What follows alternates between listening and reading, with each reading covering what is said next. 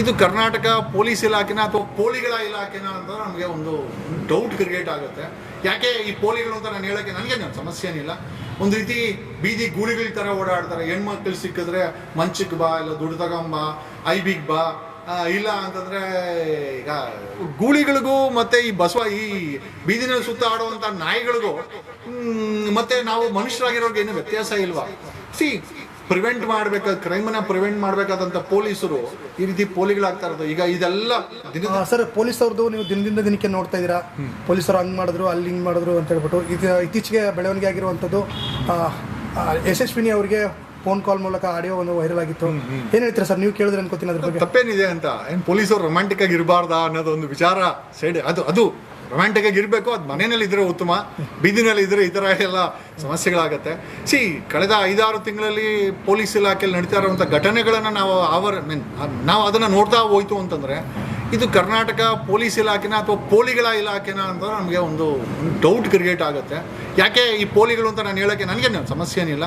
ಒಂದು ರೀತಿ ಬೀದಿ ಗೂಳಿಗಳ ಥರ ಓಡಾಡ್ತಾರೆ. ಹೆಣ್ಮಕ್ಳು ಸಿಕ್ಕಿದ್ರೆ ಮಂಚಕ್ಕೆ ಬಾ, ಇಲ್ಲ ದುಡ್ಡು ತಗೊಂಬ, ಐಬಿಗೆ ಬಾ, ಇಲ್ಲ ಅಂತಂದರೆ ಈಗ ಜಸ್ಟ್ ಟೇಕಿಂಗ್ ದ ಉದಾಹರಣೆ ಆಫ್ DGP ರಾಮಚಂದ್ರ ನೋಡಿದ್ರೆ ಪೊಲೀಸ್ ಇಲಾಖೆ ಕಾಮಿಗಳ ಕೈಯಲ್ಲಿದೆಯಾ ಅಂತ. ಅಂದರೆ ಪೊಲೀಸ್ ಇಲಾಖೆ ವರಿಷ್ಠರು ಕಾಮಿಗಳಾಗ್ಬಿಟ್ರೆ ಏನಾಗ್ತದೆ? ಈಗ DGP ರಾಮಚಂದ್ರನ ವಿಚಾರ ನೋಡಿದ್ರೆ ಯಾವುದೋ ಹಳೆ ವಿಡಿಯೋ ಅಂತಂದರು. ಮೊನ್ನೆ ಇನ್ವೆಸ್ಟಿಗೇಷನು ಮತ್ತು ಫಾರೆನ್ಸಿಕ್ಕು ಕನ್ಫರ್ಮ್ ಮಾಡಿದೆ ಎಲ್ಲ ಜೆನ್ಯೂನ್ ವಿಡಿಯೋಗಳು ಅಂತ. ನಿಜವಾಗ್ಲೂ ಇವ್ರುಗಳಿಗೆ ನಾಚಿಕೆ, ಮಾನ, ಮರ್ಯಾದೆ ಏನಾದರೂ ಇದೆಯಾ ಇಲ್ವಾ?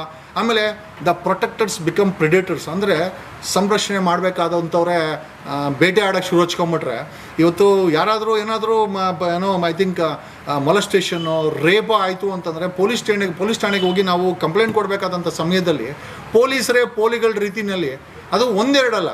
ಈಗ ನೋಡಿ, ಅವನು DJ ಹಳ್ಳಿನಲ್ಲಿ ಲಾಡಿ ಬಿಚ್ಕೊಂಡು ಅವನು ಏನು ಮಾಡಿ ಅವನು ಕೂಡ ಸಸ್ಪೆಂಡ್ ಆದ. ಸುನೀಲ್ ಅನ್ಕೊಂತೀನಿ, ಇನ್ಸ್ಪೆಕ್ಟರ್ ಸುನೀಲ್ ಇರಬೇಕು ಮೋಸ್ಟ್ಲಿ.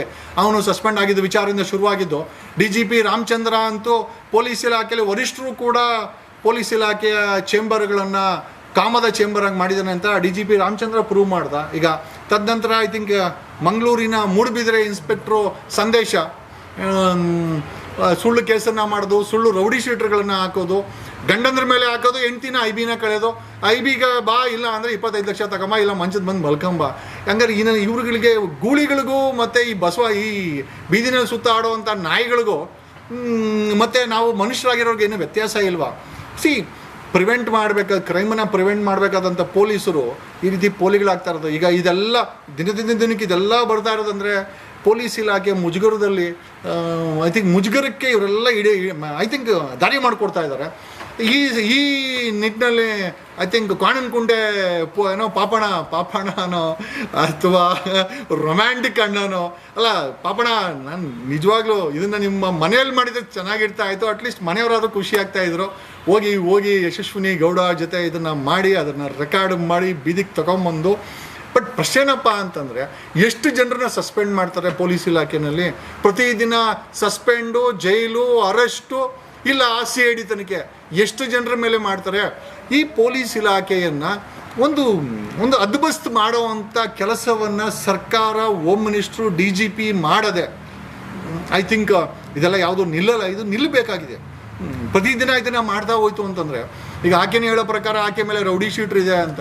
ಈಗ ಒಂದು ರೌಡಿ ಶೀಟ್ರ್ ಮಾಡಿ, ಈಗ ಮೂಡುಬಿದ್ರೆ ವಿಚಾರದಲ್ಲಿ ಗಂಡನ ರೌಡಿ ಶೀಟ್ರ್ ಮಾಡೋದು, ಹೆಂಡ್ತಿನ ಮಂಚೆ ಕರಿಯೋದು.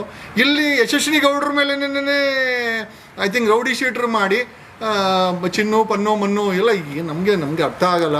ಇವ್ರುಗಳು ನಿಜವಾಗ್ಲೂ ಸಮಾಜಕ್ಕೆ ಏನು ಮೆಸೇಜ್ ಕೊಡ್ತಾ ಇದ್ದಾರೆ?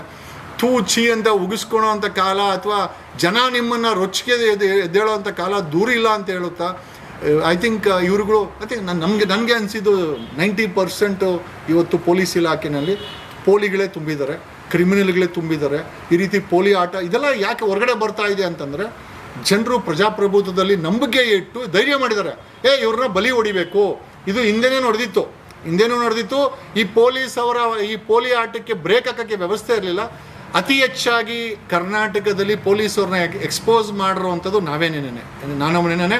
ಆಮೇಲೆ ನಮ್ಮ ಚಾನಲ್ ಬಂದಮೇಲೆ ಅಂತೂ ಅತಿ ಹೆಚ್ಚಾಗಿ ಅವ್ರನ್ನ ಎಕ್ಸ್ಪೋಸ್ ಮಾಡೋದು, ಅವ್ರನ್ನ ಕ್ರಿಟಿಸೈಸ್ ಮಾಡೋದು. ಯಾಕೆ ಅಟ್ಲೀಸ್ಟ್ ಆಗಲಾದರೂ ಅವರು ಆ ಆ್ಯಕ್ಟಿವಿಟೀಸ್ಗಳನ್ನು ಕಡಿಮೆ ಮಾಡಲಿ ಅನ್ನೋ ಉದ್ದೇಶ ಇಟ್ಕೊಂಡು ನಾವು ಮಾಡ್ತಾ ಇದ್ದೀವಿ ಹೊರತು ಖಂಡಿತವಾಗಿ ಇದೊಂದು ಕರ್ನಾಟಕವೇ ಪ್ರಶ್ನೆ ಮಾಡುವಂಥ ಒಂದು ಒಂದು ಒಂದು ಐ ಥಿಂಕ್ ಒಂದು ಯೋಚನೆ ಮಾಡೋಂಥ ವಿಚಾರ.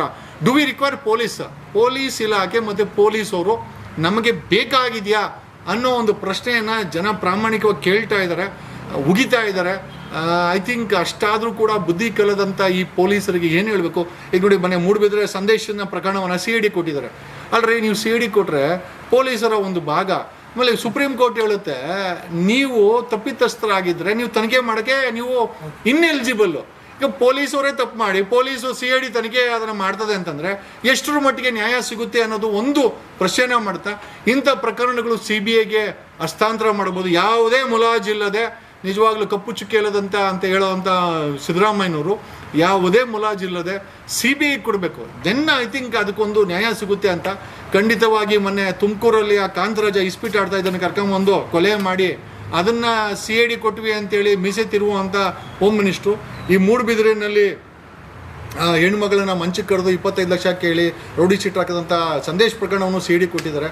ಈಗ ಗೊತ್ತಿಲ್ಲ ಇವರೇ ಏನೋ ಯಶಸ್ವಿನಿ ಗೌಡ ಅವರ ವಿಚಾರ CID ತನಿಖೆ ಮಾಡ್ತಾರೋ ಅಥವಾ ಆರೋಪಿ ಪೊಲೀಸೇ ತನಿಖೆ ಮಾಡ್ತಾರೋ ಆಶ್ಚರ್ಯ ಪಡಬೇಕಾಗಿಲ್ಲ. ಯಾಕೆ ಅಂತಂದರೆ ಪೊಲೀಸರು ಬಿಟ್ಕೊಡಲ್ಲ.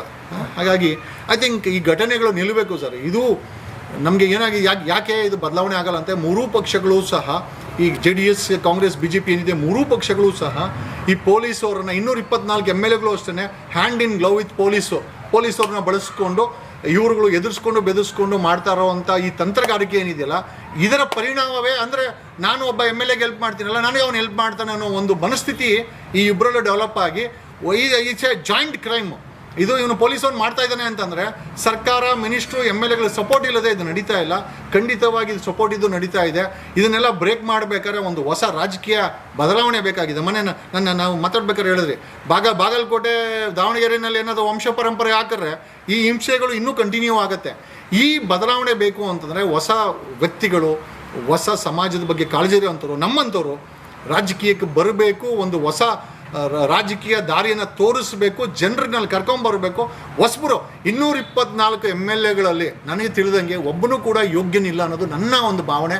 ಯಾಕೆ ಅಂತಂದರೆ ಇಷ್ಟೆಲ್ಲ ವಿಚಾರ ನಡ್ತಾ ಇದ್ರು ಕೂಡ 224 MLAಗಳು ಯಾವನೂ ಕೂಡ ಅಥವಾ ಮಿನಿಸ್ಟ್ರುಗಳು ಸಹ ಇದು ತಪ್ಪು, ಇದನ್ನು ಮಾಡಬಾರ್ದು ಅಂತ ಹೇಳಿ ಪ್ರಶ್ನೆ ಕೇಳೋದೇ ಆಗಿರಲಿ, ಅದ್ರ ಬಗ್ಗೆ ಕ್ರಿಟಿಸೈಸ್ ಮಾಡೋದೇ ಆಗಲಿ, ಅದನ್ನು ನಿಲ್ಲಿಸ್ಬೇಕಂತ ಪ್ರಯತ್ನ ಯಾರೂ ಮಾಡ್ತಾ ಇಲ್ಲ. ಹಾಗಾಗಿ ನಮ್ಗನ್ಸೋದೇನು ಅಂತಂದರೆ ಈ 224 ಪ್ಲಸ್ 1,05,000 ಪೊಲೀಸ್ ಫೋರ್ಸು ಒಟ್ಟಿಗೆ ಸೇರಿಕೊಂಡು ಜನಗಳ ಮೇಲೆ ಅತ್ಯಾಚಾರಗಳನ್ನು ಮಾಡ್ತಾ ಇದ್ದಾರೆ, ವಸೂಲಿ ಮಾಡ್ತಾ ಇದ್ದಾರೆ, ATM ದರೋಡೆ ಮಾಡ್ತಾ ಇದ್ದಾರೆ.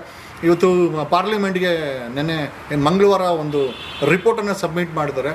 ಭಾರತದಲ್ಲಿ 170 ಕಸ್ಟೋಡಿಯಲ್ ಡೆತ್ ಆಗಿದೆ ಅಂತ ಕೇವಲ 74 ದಿವಸದಲ್ಲಿ. ಅಂದರೆ ಪ್ರತಿದಿನ 3 ಜನನ ಪೊಲೀಸರು ಹೊಡೆದು ಬಿಸಾಕ್ತಾವ್ರೆ. ಹಿಂದೆ ಬ್ರಿಟಿಷರು ಸಾಯಿಸ್ತಾ ಇದ್ರು. ಬ್ರಿಟಿಷರು ಕೂಡ ಇಷ್ಟು ಕ್ರೂರವಾಗಿ ದಿನಕ್ಕೆ 3 ಜನರನ್ನ ಭಾರತದಲ್ಲಿ ಪ್ರತಿದಿನ ಪೊಲೀಸರು 3 ಜನನ ಸಾಯಿಸ್ತಾ ಇದ್ದಾರೆ, ಕಸ್ಟಡಿಯಲ್ಲಿ ತಗೊಂಬಂದು ಸಾಯಿಸ್ತಾ ಇದ್ದಾರೆ. ಇದನ್ನು ನಾನು ಹೇಳ್ತಾ ಇಲ್ಲ, ಕೇಂದ್ರ ಸರ್ಕಾರಕ್ಕೆ ರಿಪೋರ್ಟ್ ಇವತ್ತು ಸಬ್ಮಿಟ್ ಆಗಿದೆ. ಅಷ್ಟೇ ನಮ್ಮ ನ್ಯಾಷನಲ್ ಹ್ಯೂಮನ್ ರೈಟ್ಸ್ ಕಮಿಷನ್ ಇದ್ರ ಬಗ್ಗೆ ತೀವ್ರವಾದಂಥ ಖಂಡನೆ ಮಾಡಿದೆ. ನಾವು ಖಂಡನೆ ಮಾಡ್ತೀವಿ. ಅಲ್ರಿ, ಹೋದ ವರ್ಷ 160 ಜನ ಎಂಟೈರ್ ವರ್ಷ, ಇವತ್ತು ಈ ವರ್ಷ ಕೇವಲ 2.5 ತಿಂಗಳಾಗಿದೆ. 2.5 ತಿಂಗಳಲ್ಲಿ 170ಕ್ಕೂ ಹೆಚ್ಚು ವ್ಯಕ್ತಿಗಳನ್ನು ಇವರು ಮರ್ಡರ್ ಮಾಡಿದ್ದಾರೆ, ಕಸ್ಟೋಡಿಯಲ್ ಡೆತ್ ಮಾಡಿದ್ದಾರೆ, ಕೊಲೆ ಮಾಡಿದ್ದಾರೆ. ನಿಜವಾಗ್ಲೂ ಇದೊಂದು ಒಂದು ರೀತಿಯ ಭಯದ ವಾತಾವರಣ ಅಂತ ಈ ಮೂಲಕ ಹೇಳ್ತೀನಿ.